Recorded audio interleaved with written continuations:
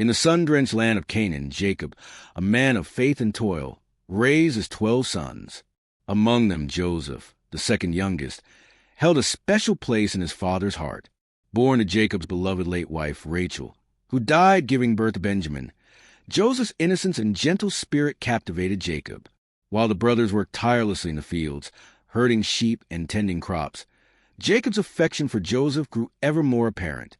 On Joseph's 17th birthday, Jacob bestowed upon him a magnificent coat, woven with every hue of the rainbow, a gift that shimmered like a promise under the Canaanite sun.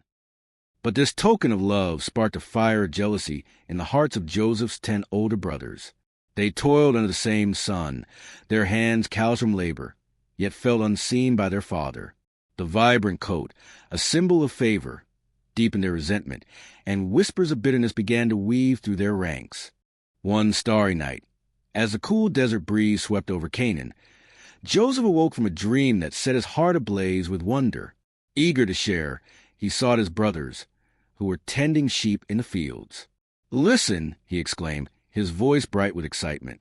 "In my dream, we were binding sheaves, and mine stood tall, while yours bowed low before it." His brothers, already weary from their work, scoffed. Simeon, his voice sharp with disdain, sneered. "So, you think we'll bow to you, little dreamer?" Undeterred, Joseph continued, "And there was another. The sun, moon, and 11 stars bowed to me." The brothers' laughter turned to scorn, their jealousy now a smoldering ember ready to ignite. They mocked him, their words cutting like thorns, and warned him to keep his dreams to himself. Days later, Jacob sent Joseph to check on his brothers, who were resting on a distant hillside. From afar, they spotted him, his colorful coat a beacon against the dusty horizon. Their resentment boiled over. "Here comes a dreamer," one hissed. "Let's be rid of him." Simeon proposed a grim plan: to kill Joseph and cast him into a pit, claiming a wild beast had taken him. Reuben, the eldest, recoiled at the thought of bloodshed. "We cannot kill our own flesh," he urged, his voice steady but strained. "Throw him into the well instead, and we'll decide his fate later." Reluctantly, the brothers agreed. As Joseph approached, his face alight with trust, Simeon and another seized him, stripped him of his radiant coat, and hurled him into a dry, desolate well. The brothers turned away, their hearts heavy but unyielding, leaving Joseph to the darkness. As the brothers sat, their plan unresolved, a caravan of Egyptian merchants appeared, their camels laden with goods.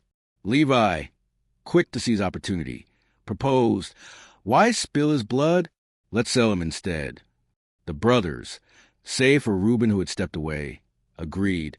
They pulled Joseph from the well, bound his hands, and sold him for 20 silver coins to the merchants bound for Egypt. When Reuben returned, his heart sank at the sight of the empty well. His brothers recounted their deed, and though horrified, he was powerless against their resolve. To cover their crime, they tore Joseph's coat, smeared it with goat's blood, and presented it to Jacob. A wild beast devoured him. They lied. Jacob's wail echoed through the hills, his grief a wound that would not heal. In Egypt, Joseph was sold to Potiphar, a wealthy official in the Pharaoh's court. Young but wise, Joseph's diligence and charm earned him favor. Potiphar entrusted him with his household, and Joseph's presence brought prosperity.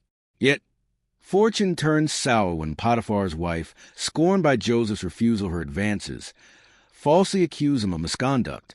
Enraged, Potiphar cast Joseph into prison, where the young man's dreams seemed to wither in the shadows. In the damp, grim cells, Joseph's spirit remained unbroken. He overheard 2 prisoners, a royal servant and a baker, discussing their troubling dreams. "My God grants me understanding," Joseph offered humbly. The servant shared his dream, and Joseph, with divine clarity, foretold his release in 3 days. "Remember me to Pharaoh," Joseph pleaded. True to his word, the servant was restored, but in his freedom, he forgot Joseph, leaving him to languish for 2 more years. One fateful night, Pharaoh awoke, tormented by dreams of 7 fat cows devoured by 7 gaunt ones, and 7 plump ears of grain consumed by 7 withered ones. His wisest advisors stood baffled, unable to unravel the visions. The servant, stirred by memory, spoke of Joseph.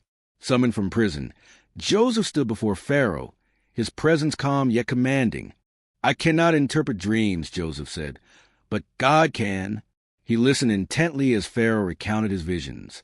"God warns you," Joseph declared. 7 years of abundance will come, followed by 7 years of famine. So severe it would devour all memory of plenty. Store grain now, and appoint a wise overseer to prepare. Struck by Joseph's wisdom, Pharaoh proclaimed, "You shall be that man."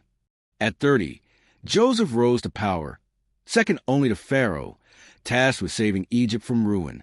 For 7 years, Joseph oversaw Egypt's fields, amassing grain like sand on the seashore. When the famine struck, Egypt stood ready, its storehouses brimming, while neighboring lands withered. In Canaan, Jacob and his sons faced starvation. Their crops failed, and their flocks dwindled. Hearing of Egypt's surplus, Jacob sent his 10 eldest sons to buy grain, keeping Benjamin, his youngest, by his side.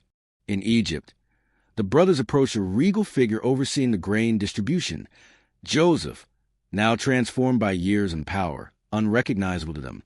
They bowed low, fulfilling the dream of his youth. Joseph, heart-pounding, tested their sincerity. "You are spies," he accused, demanding they bring their youngest brother to prove their story. The brothers, desperate, agreed, unaware they stood before the sibling they betrayed. When the brothers returned with Benjamin and Jacob, Joseph's heart swelled. Unable to contain his emotions, he revealed himself. "I am Joseph, your brother, whom you sold into Egypt." The brothers froze, fear mingling with disbelief. Reuben fell to his knees, overcome with guilt. But Joseph, his voice gentle, said, "Do not be distressed. God sent me here to preserve life. Because of you, I've saved countless souls from starvation."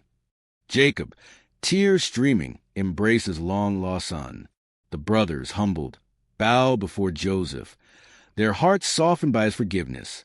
He invited them to settle in Egypt, where they would thrive under his protection. The family was reunited, their past sins woven into a tapestry of redemption, as Joseph's childhood dreams found fulfillment in love and reconciliation.